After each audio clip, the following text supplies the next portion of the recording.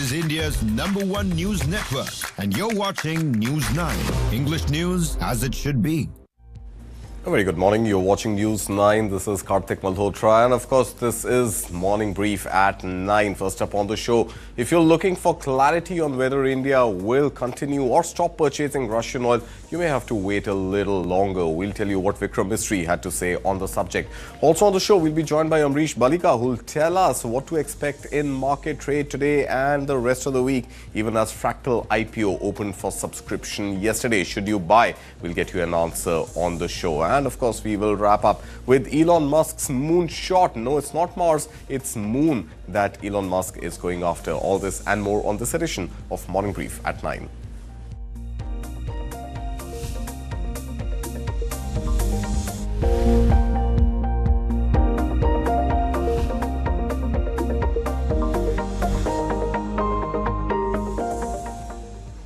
All right, this is Morning Brief at 9 this Tuesday morning. Here are the headlines we're tracking for you. India's energy sourcing will be guided by national interest and consumer security, not external pressure, says Foreign Secretary Vikram Misri.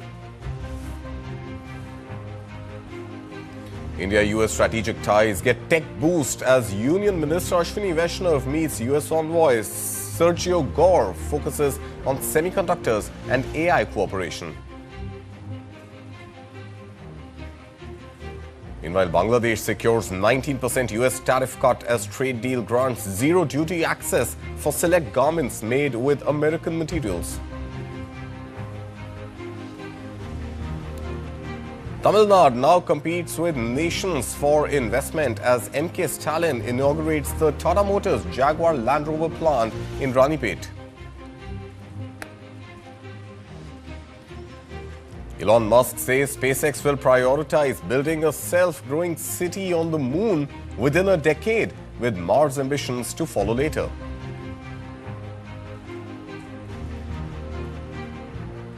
Meta and YouTube face landmark California trial over claims their platforms are addictive, designed to harm youth mental health, testing big tech liability protections. Not just the US, EU regulators also threaten interim curbs on Meta over claims it blocked AI rivals from WhatsApp, escalating antitrust pressure on big tech. Jeffrey Epstein associate Ghislaine Maxwell invokes Fifth Amendment, adds US congressional deposition, drawing bipartisan criticism and fresh scrutiny over Epstein files. And Air Canada suspends flights to Cuba as jet fuel shortages deepen amid tighter US pressure on the island's oil supplies. And the big story this morning, will India stop buying Russian oil? That's a question that has been both dodged and deflected ever since US President Donald Trump first posted on the India-US trade deal framework last week, cutting tariffs on India's exports to the US to 18% and later clarifying that the secondary tariffs of 25% are being eliminated too. Yesterday, Foreign Secretary Vikram Misri said that India's energy sourcing decisions will be guided strictly by national interest. Misri stressed diversification as key to energy security, noting India's imports 80 to 85% of its oil and must guard against inflation and supply risks without confirming whether purchases from Russia will stop. Here's exactly what he said. Fair pricing and reliability of supply. So if you look at the data, and I'm sure you're looking at the data on a constant basis, you will see that we import crude oil from dozens of countries. We are neither dependent on any single source for this, nor do we intend to be. And it is natural for the mix of sources to vary from time to time, depending on objective market conditions. Our approach is to maintain multiple sources of supply and diversify them as appropriate to ensure stability. Therefore, I would say that the more diversified we are in this area, the more secure we are. Insofar as actual sourcing of energy is concerned, again, all of you follow this closely, so you know that the actual sourcing is done by oil companies in the public sector, oil companies in the private sector. And they make decisions based on market conditions. They assess availability at any given point in time. They assess risks. They assess costs in this process. And obviously, all of these companies also have their own internal accountability related processes to look at, and certain fiduciary responsibilities in the market.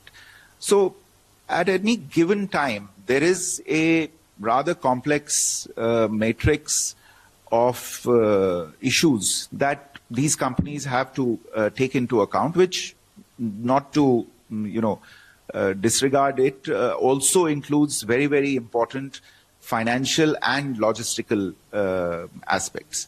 So I expect that what you will continue to see in this sector, in this area, is business choices being made based on these considerations that I have outlined. All right, so no clear answers coming from the Foreign Secretary there. But remember, Misri's remarks come soon after Union Commerce and Industry Minister Piyush Goyal sidestepped a direct response to India's purchases of Russian oil, directing questions to the Ministry of External Affairs, even as Donald Trump warned of reimposing a 25% secondary tariff if India resumes oil purchases from Russia. So amid mounting US pressure, can India still continue importing Russian crude? Here's a detailed report. The buying of crude oil or LNG, LPG from the US is in India's own strategic interests as we diversify our oil sources. But the decisions are taken by the buyers, by the companies themselves. India's Union Minister for Commerce Piyush Goyal on Sunday one more time sidestepped a direct answer about US President Donald Trump's condition that India will not buy Russian oil. The US President had threatened to reimpose tariffs on India if India continued to buy crude from Russia. Piyush Goyal said, and I quote, "The buying of crude oil or LNG, LPG from the US is in India's own strategic interests as we diversify our oil sources," unquote. On the issue of US raising concerns about India buying Russian oil during the Ukraine war, Goyal has said that this is a matter that falls under the Ministry of External Affairs. The question on Russian oil seemingly remains open. President Trump, in his executive order, one by which he removed 25% penalty on India, said that the US Commerce Secretary should keep track if India resumes crude oil imports from Russia. This monitoring mandate on Indian oil purchases is being looked upon as a sting in Trump's executive order. The order means that if it is found that India has resumed directly or indirectly importing Russian oil, the US could snap the 25% punitive tariff back into place.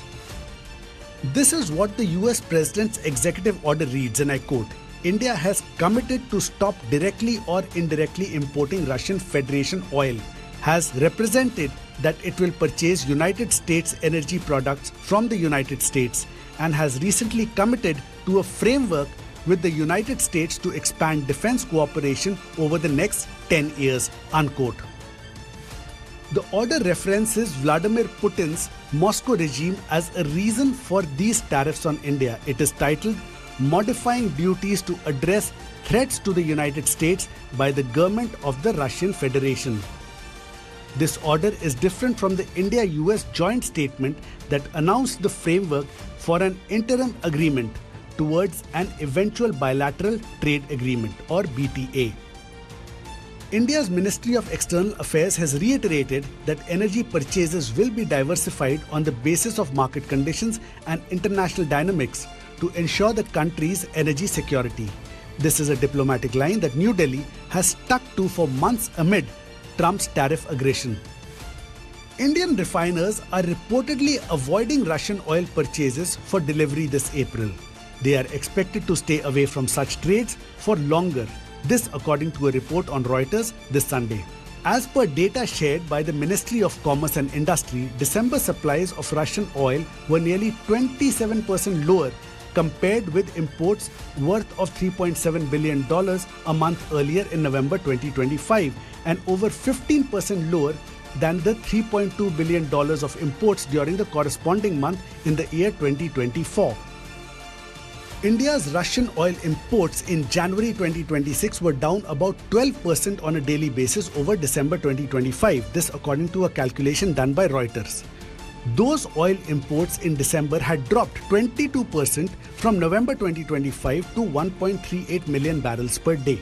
In January 2026, India imported 1.215 million barrels per day of Russian crude, of which Nayara refinery accounted for 0.41 million barrels per day. Indian Oil Corporation accounted for 0.58 million barrels per day and Bharat Petroleum Corporation Limited accounted for 0.19 million barrels per day. Reliance Industries imported no Russian crude oil in the month of January 2026, this according to provisional data provided by analytics firm Kepler. The ongoing budget session has been disrupted, particularly in the Lok Sabha, as the BJP-led NDA is locked in a bitter battle with the opposition over the US-India trade deal. And staying with the oil story, Union Petroleum Minister Hardeep Singh Puri said on Monday that India's strategic petroleum reserves can last up to 74 days to meet demand caused by any global crisis, adding International Energy Agency stipulates about 90 days of holding as a strategic petroleum reserve. Now, replying to a question in Rajya Sabha, Puri said, for a country like India, which is growing at a phenomenal pace, there must be a viable and secure reserve so it is not vulnerable in case of global turbulence. He also said that as a minister, he feels safe with 74 days but can consider raising it going forward. He also informed Parliament that the caverns are in Andhra Pradesh and Karnataka while hoping to get started in Odisha soon. The minister said strategic petroleum reserve is an important component in economic stability and energy security. Remember, India is the world's third largest consumer of crude oil and the fourth largest refining capacity and is the fifth largest exporter of petroleum products.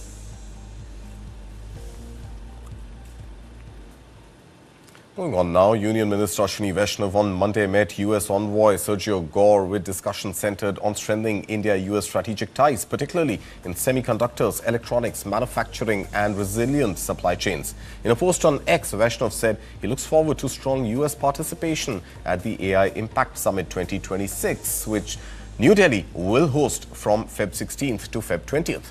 The meeting comes days after India and the United States announced a framework for an interim trade agreement that includes tariff reductions to boost bilateral trade. Under the first phase of the deal, India has expressed its intent to purchase $500 billion worth of US energy, aircraft technology products and critical raw materials over the next 5 years. India is now set to take center stage in global AI discussions with the AI Impact Summit 2026, the largest of the 4 global AI summits held so far. The event has drawn over 35,000 registrations and is expected to see participation from more than 100 countries, including heads of government, ministers, global tech leaders, and around 500 AI startups, highlighting India's growing role in shaping the global AI agenda.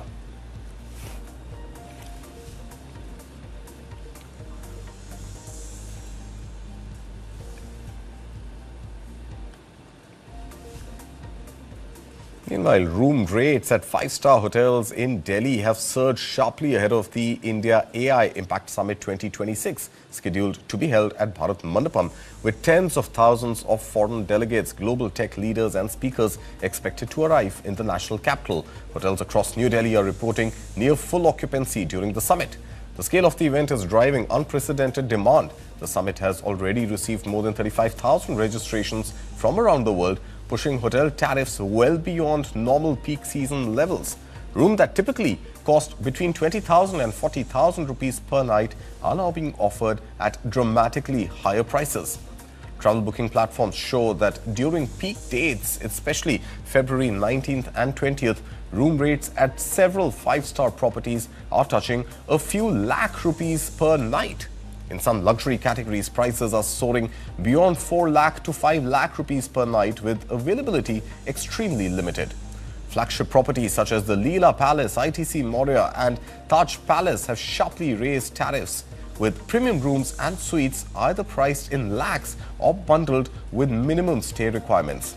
Central Delhi hotels including the Imperial, Shangri-La, Eros and the Park are also nearly sold out for February 18th to 20th, reflecting how the AI summit has turned Delhi into one of the world's most expensive hotel markets, at least for a week.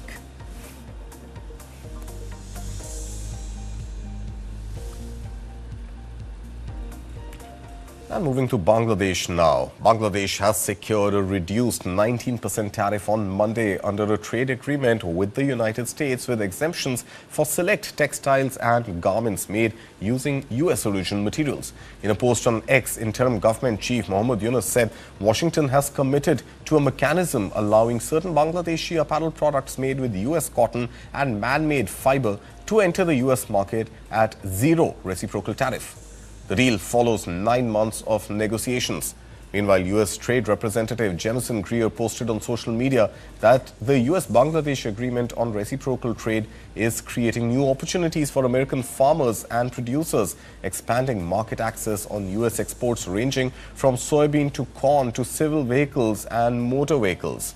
Bangladesh's Commerce Secretary Rahman said Bangladesh's key export earning ready-made garment using US imported cotton and synthetic fibers would benefit from zero duty. Now, beyond textiles, the deal includes commitments to import US wheat, soybean and LNG, adhere to US intellectual property standards, avoid tariffs on e-commerce and support US-backed reforms at the World Trade Organization.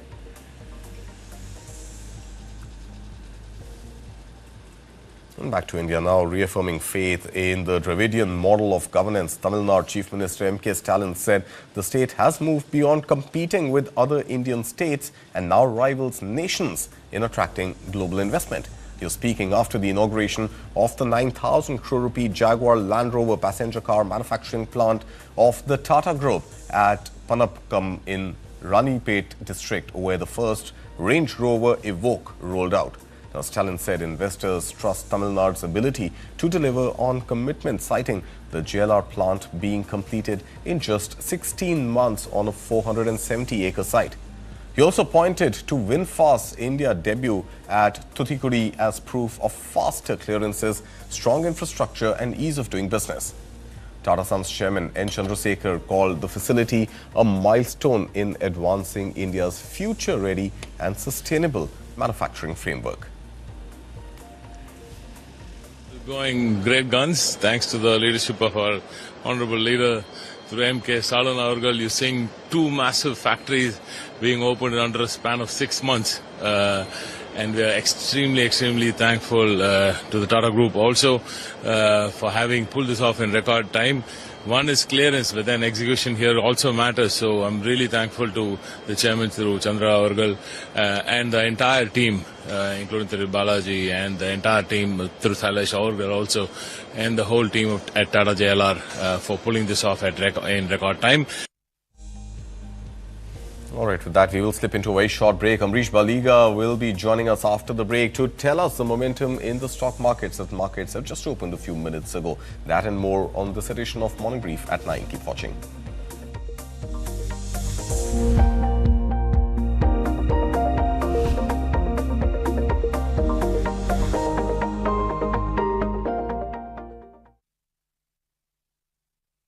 वकील साहब, अच्छी खासी practice है, नया field में क्यों जाना? Sister देश का सोच रहे हैं और इसके फ्यूचर का नहीं सोच रहे? SBI लाइफ से अपनी बेटी का फ्यूचर सिक्योर है। तभी तो इनको अपने इरादे पूरे करने का राइट है। पढ़ो पढ़ो, देश की कई बेटियों का फ्यूचर सिक्योर करना है। करो पूरे अपने इरादे, अपनों से किए सभी वादे। SBI लाइफ अपने लिए, अपनों के लिए। पढ़ता है, खेलता है, झूलता उछलता है, दौड़ता कभी कभी दौड़ कराता है, आगे आगे बढ़ता है इंडिया, अमूल दूध पीता है India.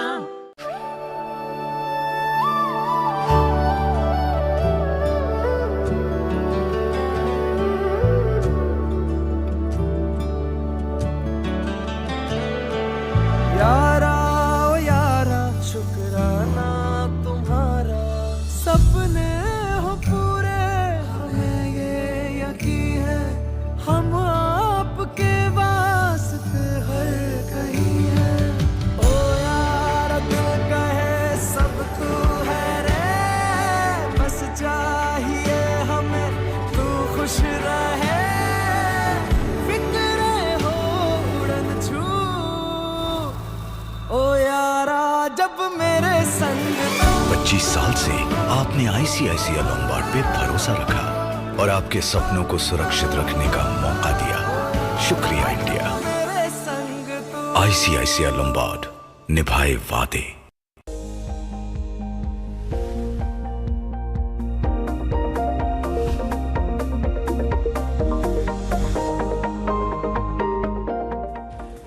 Welcome back. You're watching Morning Brief at 9. Time now to look at the stock markets. Well, let's start with the US. The S&P 500 and the Nasdaq ended higher after a volatile start as tech stocks stabilized following last week's AI-driven sell-off, while investors awaited fresh economic data for clues on the Fed Reserve's interest rate path. Software shares extended their rebound for a second day after a bruising week marked by fears that intensifying AI competition could erode margins. Take a look.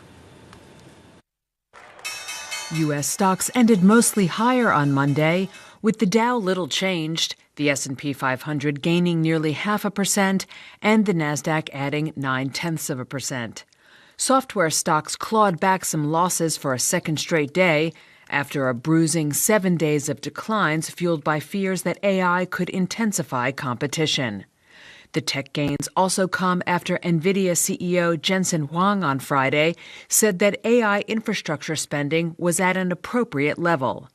Shana Orsic-Sissel is founder and CEO of Bonrian Capital Management. Last week, software in particular was really beaten up. Oracle in particular was really beaten up over the last few months, and we've seen a rally in those names due to comments from Jensen Huang of NVIDIA and a few other notable technology CEOs related to AI. The market's starting to differentiate between winners and losers in the software space, and I think that's what's driving stock price today in technology. Shares of Oracle soared more than 9% on Monday after D.A. Davidson upgraded the stock to buy from neutral. But shares of software provider Workday slid more than 5% after the human resources firm announced that co-founder Anil Bhusri will return as CEO in an effort to leverage AI and shore up demand. And shares of Hims & Hers Health fell 16% on Monday after what has been an eventful few days for the telehealth firm. Novo Nordisk is suing the company for patent infringement after Hims launched, then canceled, a $49 copy of the Danish drug maker's weight loss pill Wegovy following backlash from the U.S. Food and Drug Administration. And let's now talk about the Indian stock markets, and it seems like a fairly decent start. In fact, both Sensex and Nifty are up about 0.25 percentage point each, and Nifty 50 inching towards that 26,000 level. Remember, just a few days, if not a week or so ago, we were talking about 25,000 being the support level for the Nifty 50, and we're already looking at about 26,000 levels. Meanwhile, Sensex also at about 84,236 at 9:20 a.m., just 5 minutes after markets open. Volatility in the Indian markets have ebbed below that 12 level. India VIX is down about 2.5% or so this morning. Let's look at the Nifty 50 heat map and try and see which are the sectors which are adding to the gains this morning. And it seems that the oil marketing companies as well as the refiners, that pack is surely in the green this morning. Reliance is up about 0.25 percentage point. ONGC up about 1.2% or so in early trade. Mixed cues coming from the IT space. TCS up about 0.25 percentage point. Infosys down about 1/3 and HCL Tech down about 2/3 percentage point. More positive, bullish momentum seen in the consumer durable space. Maruti Suzuki and Mahindra both in the green this morning. Bharti Airtel continues on its bull run up about 0.6% or so in early trade. Meanwhile, again, a mixed signal coming from the banking and financial services sector. No real signals and no real cues for one to understand which direction the markets are heading in, but at least the ticker up about 0.25 percentage point is definitely good news. But in even better news, there has been DII and FII data which has come in, and for the December quarter, DIIs have outstripped FIIs. Let's bring in our expert on the show this morning, independent market expert Amrish Baliga joins us. Mr. Baliga, good morning. Pleasure having you back here with us on News 9. First up, help us understand the fascinating data, if I can call it that, which came in that DIIs have outstripped FIIs in Nifty 50 companies, and for the December quarter, DII has held almost a quarter of Nifty 50 and FII has held a little lower, 24.3% or so. Overall, do you see this sort of changing dynamics in the Indian stock markets with DIIs really offering that cushion at a time when we saw huge FII exits? Absolutely. I mean, if you see the last 2 to 3 years data, I mean, we had the DIIs buying all through and FIIs have been selling. DIIs, I mean, have been buying basically because of the sort of, I mean, the funds which have been flowing in from the retail over the last so many years, especially through SIPs. So they need to invest. And that's the reason we have seen that DII's percentage holding has moved up quite a lot in the last 2 to 3 years. Whereas FIIs, I mean, are, I think, at a 2-decade low. I mean, their holding in Indian companies is at a two-decade low. And this also reduces the risk of FI selling going ahead. But the way I see, I mean, the Indian markets moving, I'm quite sure FIs will have to come back because this is one of those few economies globally which is showing a decent growth. So FIs don't have a choice but to come back. I think the only joker in the pack is the currency. I mean, as soon as we see rupee stabilizing wherever, I mean, whether it's 88 or 89 or 91 or 92, once it stabilizes, you'll have the FIs coming back. And we are seeing some green shoots in that already in the month of February. Just the first 9 days of February's FIIs have turned net buyers at a value of about 2,645 crore rupees is the reported figure. So they are making that U-turn back towards India. But again, if you compare it to the kind of exits we saw last year, is rupee the only determinant, or are FIIs also likely to look at, even more finer details coming from the India-US trade deal and, of course, clarity on Russian oil? Exactly. I think, I mean, because of the tariff issues, I mean, we had FIs, especially in the last 6 months, I mean, exiting in a big way. But now with the framework in place, and I mean, clearly there is a roadmap. So I think they should look at coming back. And also, I mean, we have, I mean, seen that clarification as far as energy security and Russian oil also coming in. But then we should always remember that the new risk globally is President Trump, because you never know as to what, I mean, when he can change, I mean, the tariffs overnight. So that's one risk which we need to keep in mind always. But otherwise, I think the road now seems decently smooth. I mean, for a really good bull run, where possibly we could see Nifty, I mean, crossing the earlier highs. Yeah. Because, I mean, we have had the budget and the monetary policy is done and dusted. Earnings are getting over in the next few days. So I think the road seems decently smooth. Okay, the road definitely seems smoother than what it was earlier, Mr. Baliga. But let's look at the stocks in action today. And if you look at the big movers, you don't really find any either on the plus side or on the downside, because I'm looking at the Nifty 50 heat map right now. And it seems that there's no identifiable direction as far as sectors or even stocks for that matter are concerned. You're seeing an equally sort of, handsome shade of green and an equally dark shade of red. So is there a particular sector that you think, investors should be bullish on right now, given that we've already seen the kind of rally in textile stocks and we've seen the rally in the small cap sector as well? But beyond that, is there any identifiable sector that you can sort of put your finger to and say that now that the trade deal is done with, now that the budget is over, now that we've seen pretty much the end of Q3 earnings as well, so we know this is the direction, a sectoral direction that investors should embark upon? Absolutely. Because, I mean, see, like you rightly said, we have seen an extremely good move in the last few days, because of which possibly we are witnessing that consolidation happening today. But possibly for the next move, I think one sector which should be looked at, which, has been ignored over the last 2 to 3 years, is specialty chemicals. And this is where even the US-India trade treaty is going to help in a very big way. So specialty chemicals is one sector which should be invested if you're talking of the next 2 to 3 years going ahead. All right, specialty chemicals is one sector. What do you make of the auto sector, Mr. Baliga? I beg your pardon. What do you make of the pharma sector? Because pharmaceuticals, generic pharmaceuticals going pretty much tax-free into the US, is there a big buying opportunity? And are there specific stocks in the total pharma pack that you think investors should watch out for? No, in fact, even when the tariffs were imposed, pharma was one of those few sectors which were untouched. And now with this zero duty, I think it's a big positive for the Indian pharma companies, which have major exports to US. So I think we should be looking at those larger pharma companies which have been, exporting to US in a big way. Dr. Reddy's, Sun Pharma, Lupin. I think these are the ones to be looked at. Reddy, Sun Pharma, Lupin are the stocks to look at. I also want to sort of understand from you, sir, the electronics technology and especially, some of the defense stocks which are in it. I'm talking about the likes of HAL, BEL, etc. Given that the defense procurement is technically out of that $500 billion commitment that India has made as far as purchases to the US go.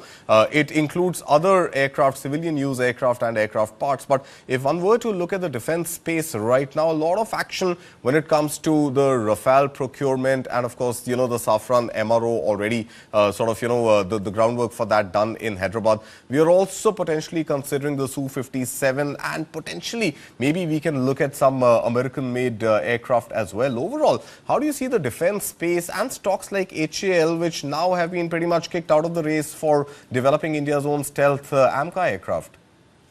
Yeah, if you're talking of HAL as such, yes, I think the recent developments were a bit negative for HAL because they are no longer in that race. And at the same time, what I've been talking for the last 12 to 15 months is that defense companies have got huge orders. Some of them have orders for the next 8 to 10 years. But the markets had discounted the orders, because of which we saw most of them becoming multi-baggers. But the big question was execution risk. And we have seen that happening in HAL.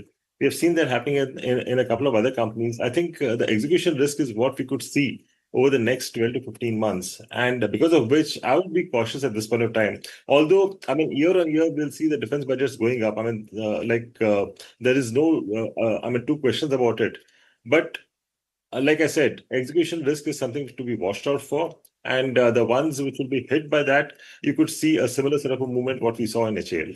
Right. And finally, since we are talking sectors, Mr. Maliga, let's also talk about the IT sector, given the fact that we have, the kind of disruption that we saw last week with Anthropic AI's agentic AI, Claude co-work hitting the street, and the kind of meltdown that we saw in tech stocks globally.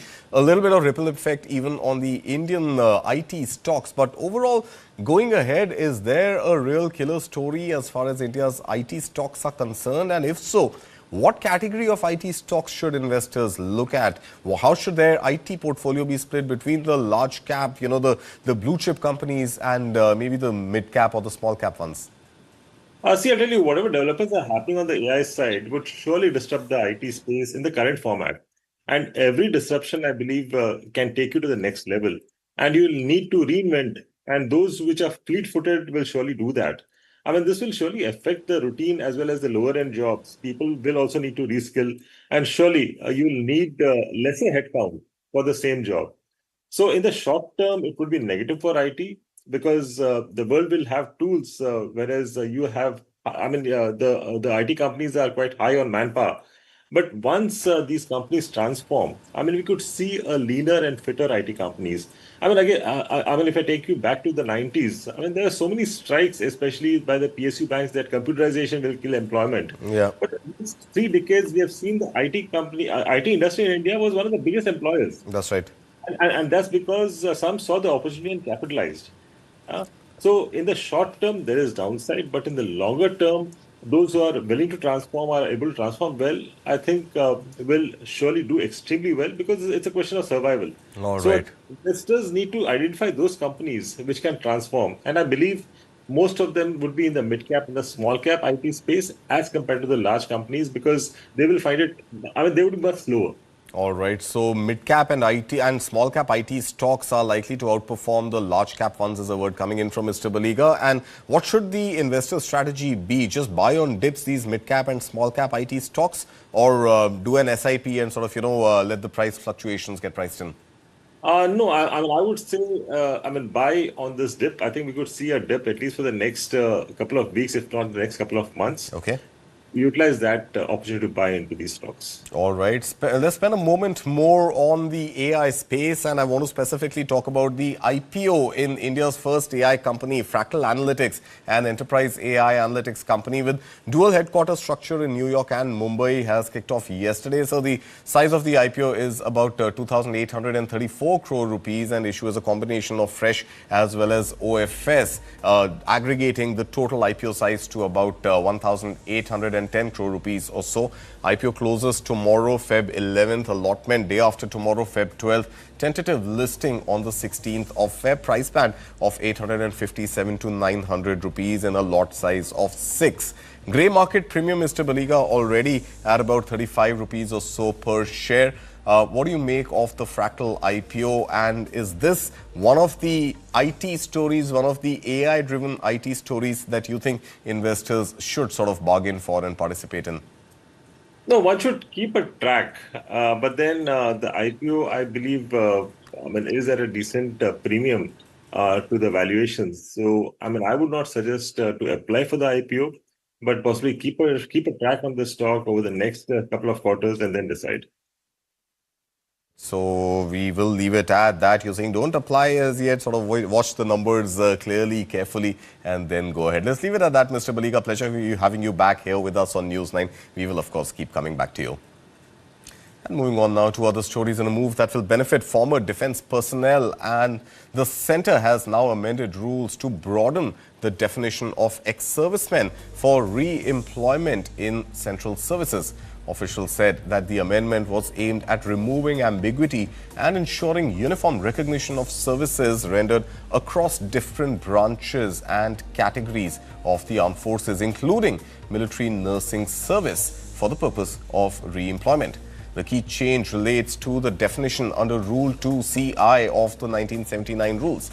The amended provision now explicitly includes personnel and persons who have served in any rank, whether as a combatant or a non-combatant role in the Army, Navy or Air Force, as well as those who have served in the military nursing service. The amendment rules come into force with immediate effect from the date of the publication in the Official Gazette. The Ministry of Personnel, Public Grievances and Pensions through the Department of Personnel and Training notified amendments to the Ex-Servicemen Rules 1979 with the objective of widening the scope of eligibility for re-employment in central government services. The notification was issued by the Department of Personnel and Training and signed by Manoj Kumar Dwivedi, Additional Secretary. The principal rules were originally notified in 1979 and have been amended periodically in 1986, 1987, 2012 and 2020.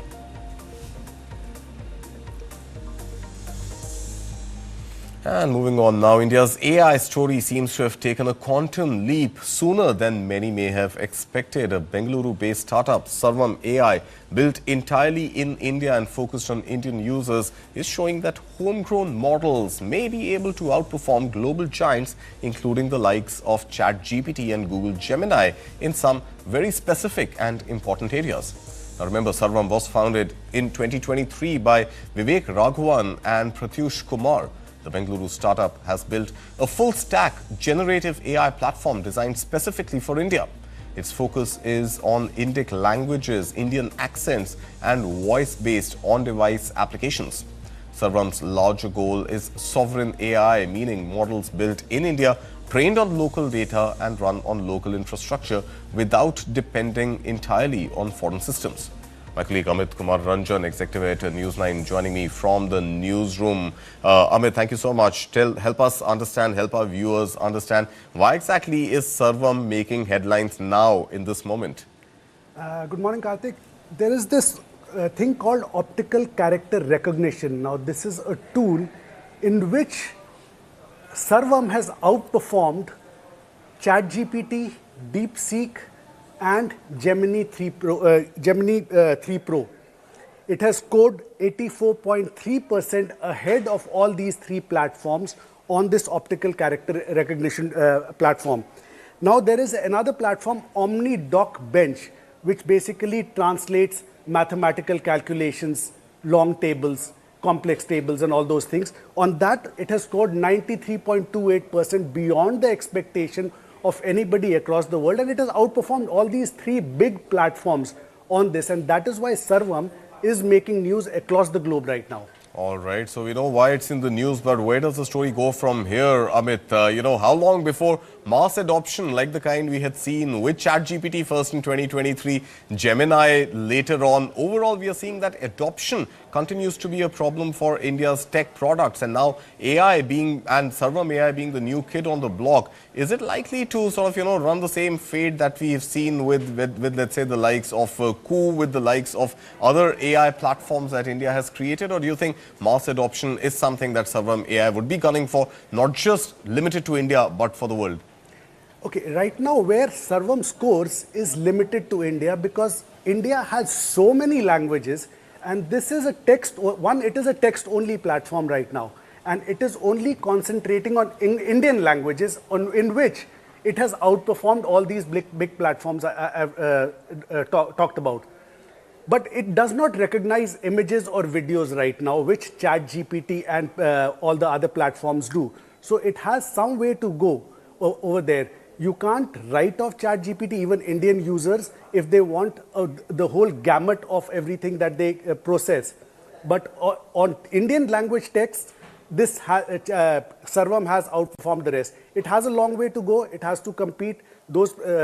India does not have an advantage when it comes to the speed of market. I mean, it came late to the marketplace. So, but given all of that, the thrust that the government is giving and what these startups are doing, it is a big leap. Right, Amit Kumaranjan, let's leave it at that. Thank you so much for joining us on the show.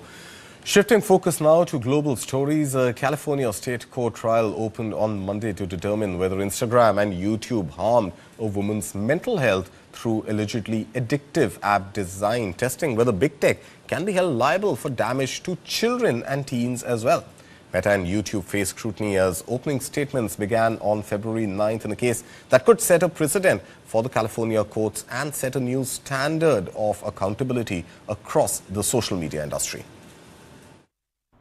Meta Platforms and YouTube face legal scrutiny over allegations their platforms are fueling a youth mental health crisis as the national debate about kids' screen time enters a new phase. Meta and YouTube are defendants in a trial in California State Court, where opening statements began on February 9th, in a case that could have a lasting impact on the social media industry. A 20-year-old woman identified as KGM says the attention-grabbing design of the platforms got her addicted to them at a young age, according to court filings. She alleges the apps fueled her depression and suicidal thoughts, and she is seeking to hold the companies liable. The woman's lawyers aim to show that the companies were negligent in their design of the apps, that they failed to warn the public about the risks, and that the platforms were a substantial factor in her injuries. YouTube, which is owned by Google parent Alphabet, and Meta, which owns Instagram and Facebook, both plan to defend themselves from the claims by pointing to other factors in KGM's life, while laying out their work on youth safety and trying to distance themselves from users who upload harmful content.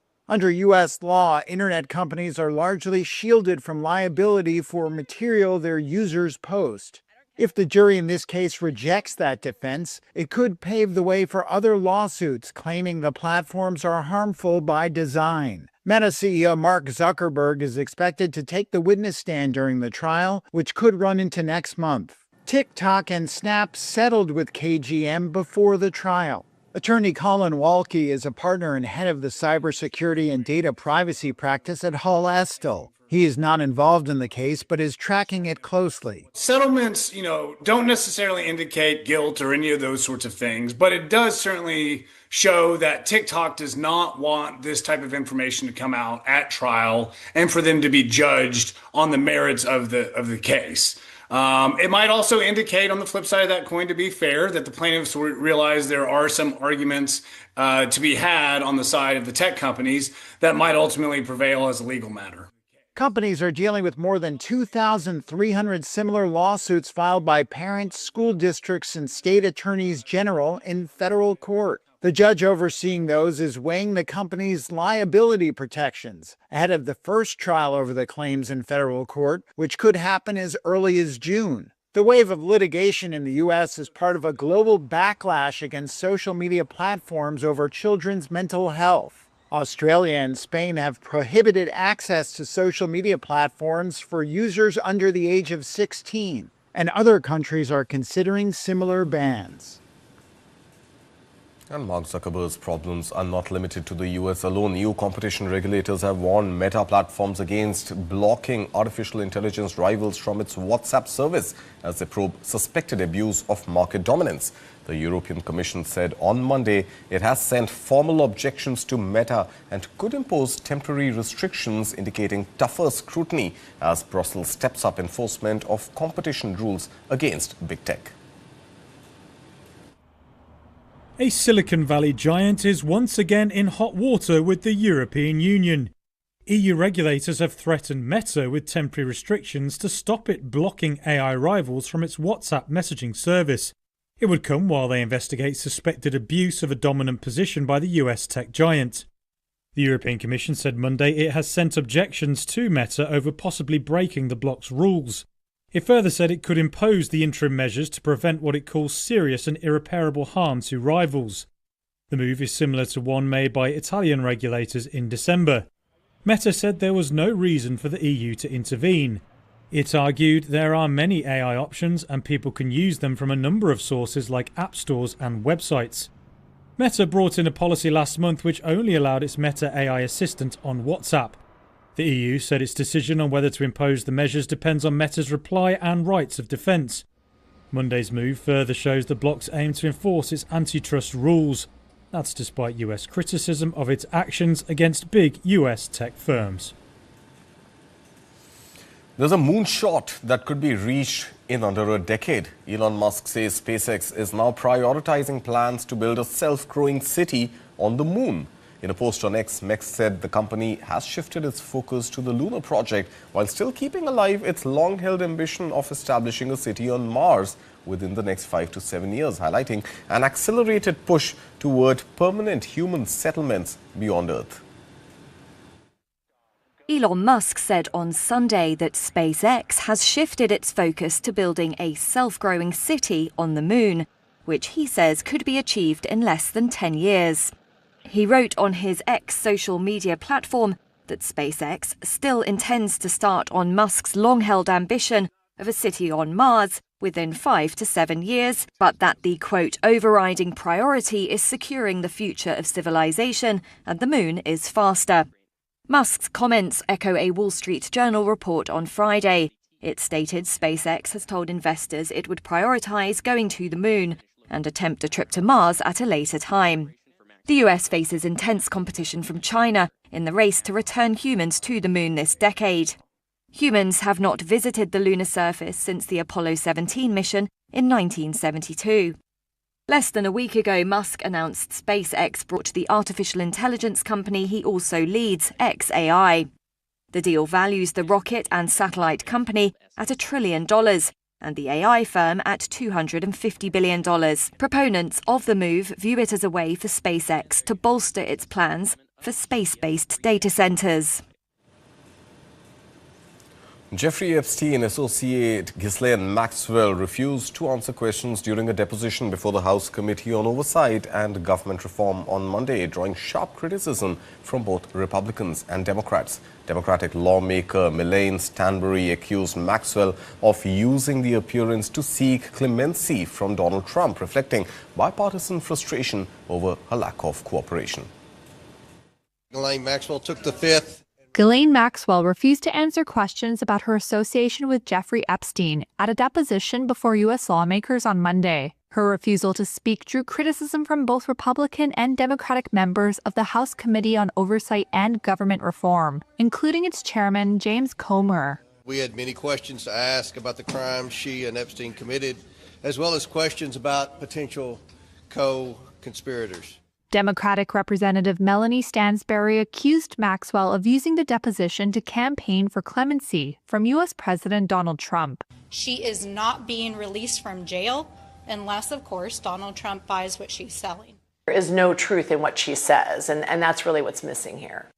Sigrid McCauley, an attorney who represents Epstein survivors, said Maxwell may hold key details about who knew what and when, but cautioned that she should not be treated as a reliable source of the truth.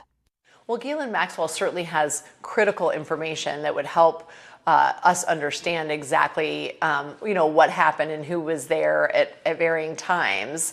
Some of that we've been able to piece together through the information from other witnesses, et cetera. But she was definitely at the center of this. The problem is she will never tell the truth. So we saw that during the deposition that we took in my case several years ago, where she lied repeatedly time after time again. Maxwell was found guilty in 2021 for her role in helping Epstein sexually abuse teenage girls and is currently serving a 20-year prison sentence.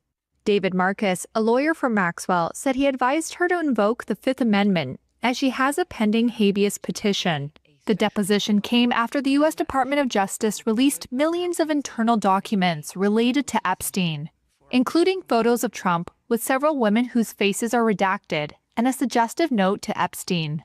Trump has denied any knowledge of Epstein's crimes and says he broke off ties in the early 2000s.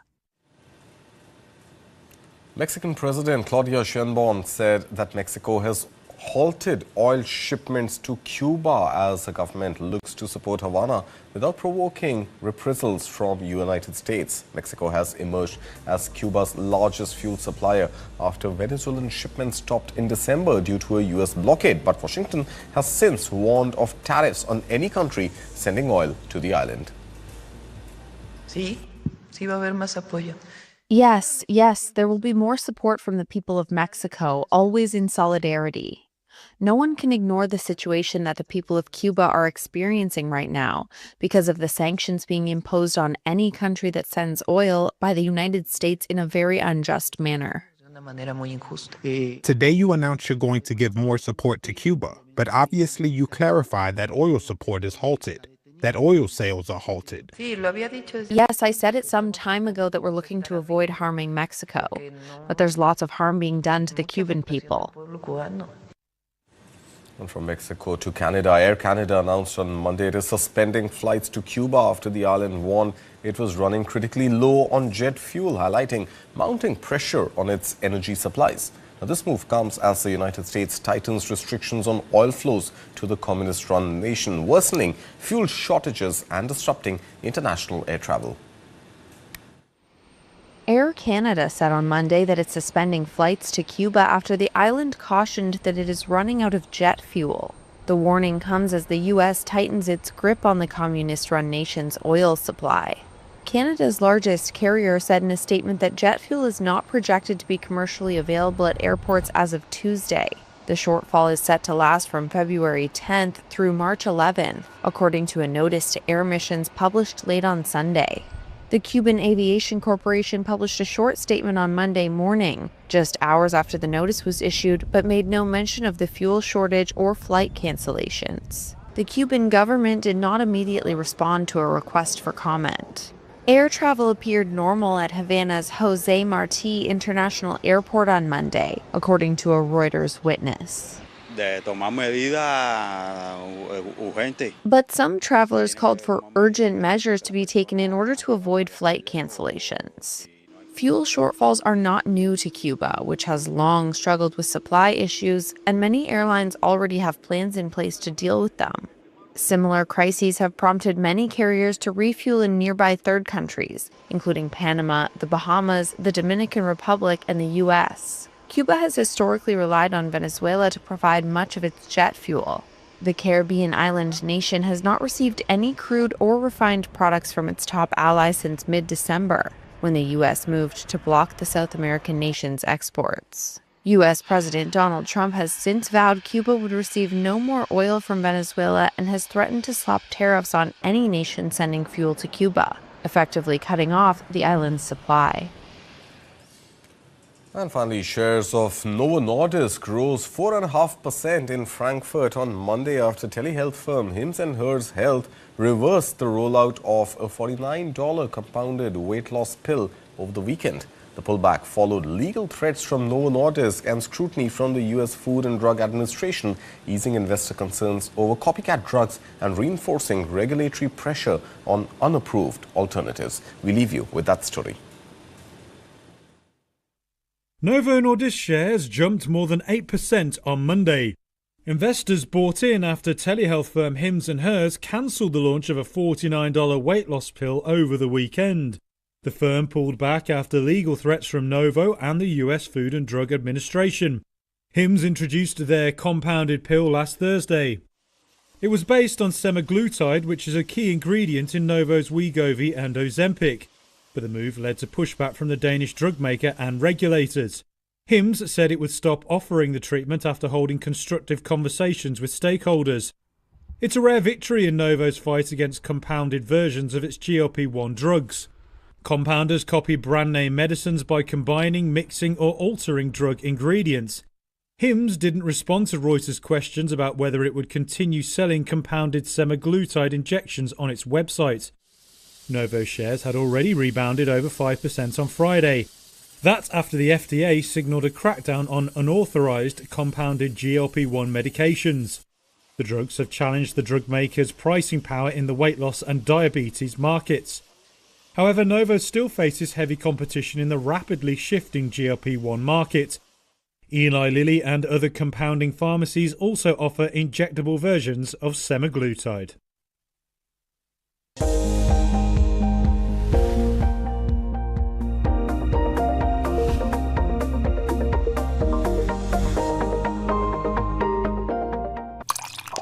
When drinking water turns deadly, it demands answers. What is really going on there? News9 brings you.